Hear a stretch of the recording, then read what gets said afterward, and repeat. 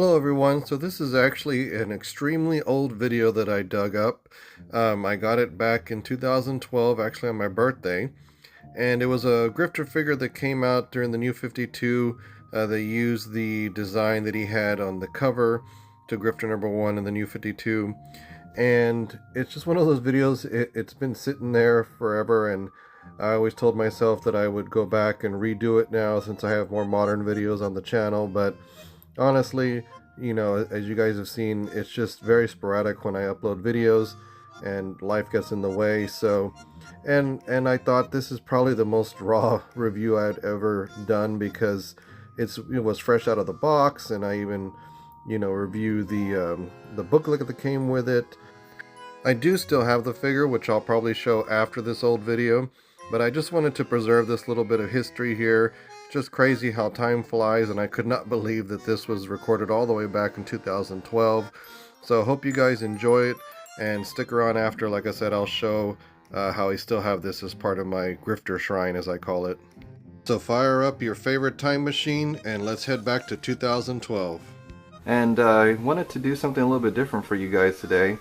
I wanted to share a figurine here that I got from the company called Eaglemoss. We reported this on our site a couple of months back, but this figure was not as heavily advertised as the Grifter bust statue, so I kind of just wanted to put a little bit of notice out there that this figure does exist, and it's actually pretty cool. The first thing I wanted to point out about it is it's actually a lot smaller than the Grifter bust statue, as you can see here, but because it's smaller, it's actually a much better price. It was only $15 online.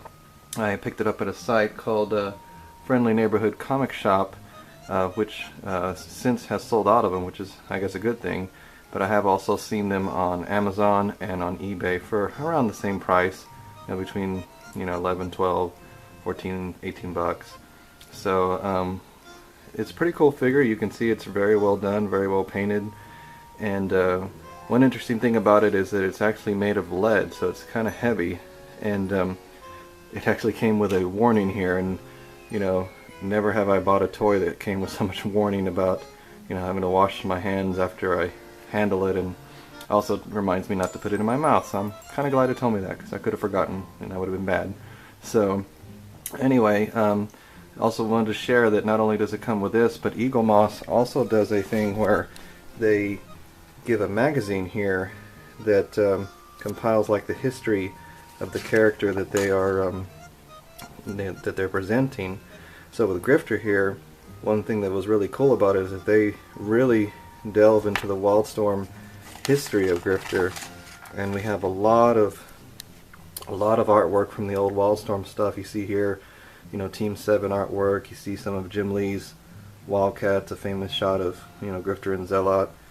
And I haven't had a chance to read through it yet, but just the visual presentation of this really impressed me, because here you see scenes from Grifter's one of his early series.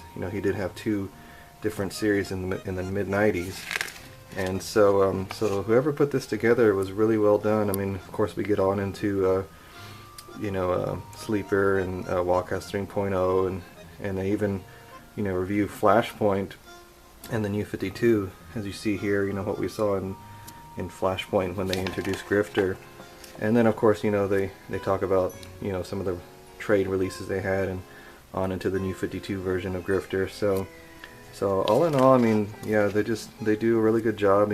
Here's allies and enemies. We have the infamous Midnighter, and Hellspawn, Zealot, and Team 7 again, and they go into some other masked gunslingers in the DCU. So I mean, it was just very well put together. I was very surprised at how they marketed all this, and so yeah, I mean, definitely a cool piece to pick up, especially if you want to continue to support Grifter in the New 52.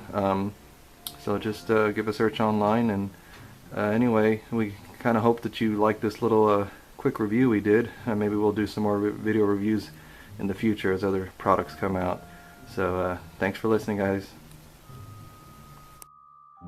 And here he is, 14 years later, still in my collection. Obviously, I have a much higher quality camera now, and as you can see, he is part of what I lovingly call my Grifter shrine here. So I don't know if this figure is still out there, but it would be a nice find if you guys are looking for something collectible for Grifter. But anyway, just wanted to share this with you. And again, I just appreciate all of you who are still following. And until the next time, stay wild.